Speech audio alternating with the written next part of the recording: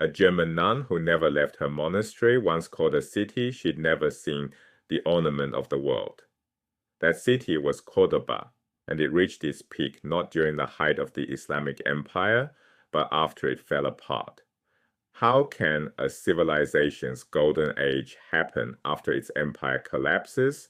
To answer that, we need to understand why the empire fell in the first place. In 750, a revolution swept the Islamic world.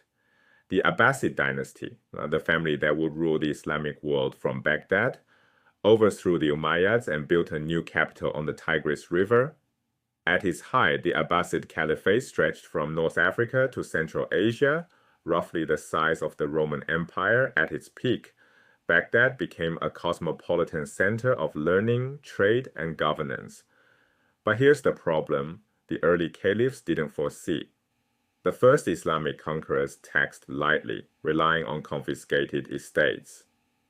As the state matured, maintaining armies, courts, bureaucracies, it needed far more revenue, and resentment grew. This pattern should sound familiar. The Roman Empire faced the same structural crisis. Both empires stretched across vast, diverse territories.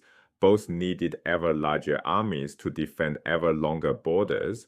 Both taxed their populations harder and harder to pay for it. And both fractured along internal fault lines. Rome split between East and West with competing Christian factions. The Abbasids split along the Sunni-Shiite divide, a religious and political split over who should lead the Muslim community, dating back to the generation after Muhammad and along rival dynastic claims. Size creates a vicious cycle. More territory means more borders and more enemies. More enemies demand a larger military. A larger military requires higher taxes. Higher taxes breed internal resentment and rebellion leads to lost territory, or no new territory seized to compensate, which starts the whole cycle again.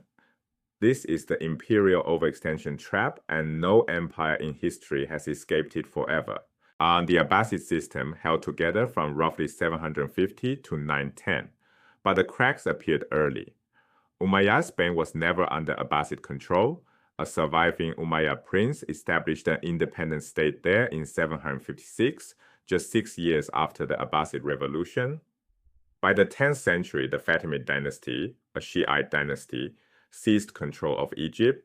Other regional dynasties across Persia and Central Asia asserted their own autonomy. Pinpointing exactly why collapse came when it did is difficult. Short-lived caliphs, poor leadership, accumulated divisions, all played a role.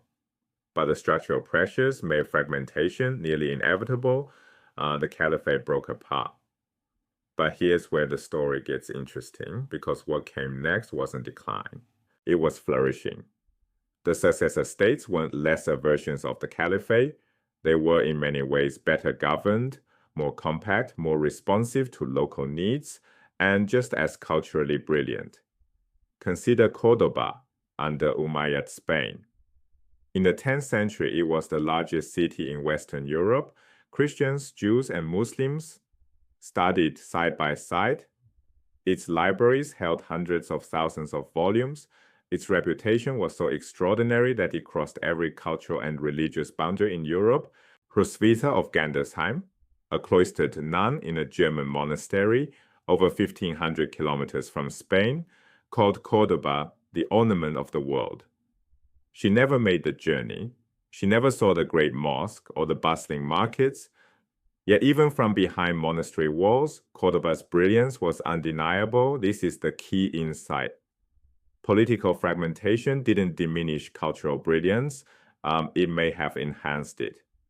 Multiple competing courts meant multiple centers of patronage. Scholars, poets, and scientists could find support in Cairo, Córdoba, Baghdad, or a dozen other cities. Competition drove innovation. This brings us to a common and a serious error, equating the fall of the caliphate with the decline of Islam.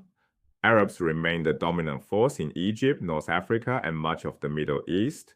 Islam remained the dominant faith in Persia and further east. Right? The Islamic world is best understood as one of three heirs to the Roman Empire, alongside the Byzantine Empire and the kingdoms of Western Europe. Each inherited Roman traditions of governance, law, and learning, and carried them forward in different ways. But there's an important caveat. The Islamic world wasn't only a Roman successor, it also inherited deeply from Sasanian Persia, the Persian Empire that existed before the Islamic conquest. Persian administrative traditions, literary culture, and artistic styles all flowed into Islamic civilization. Reducing the Islamic world to a Roman offshoot is an overly Eurocentric framing that misses half the story. And this brings us to the real lesson, one that applies far beyond the Islamic world. Empires are political structures, civilizations are something larger. When the Abbasid Caliphate fell, what ended was political unity, central taxation, a single caliph's authority, unified borders.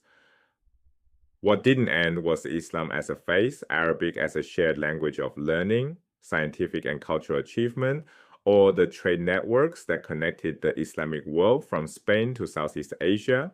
A nun in Germany knew that Córdoba was the ornament of the world. The caliphate was already gone. The civilization was not.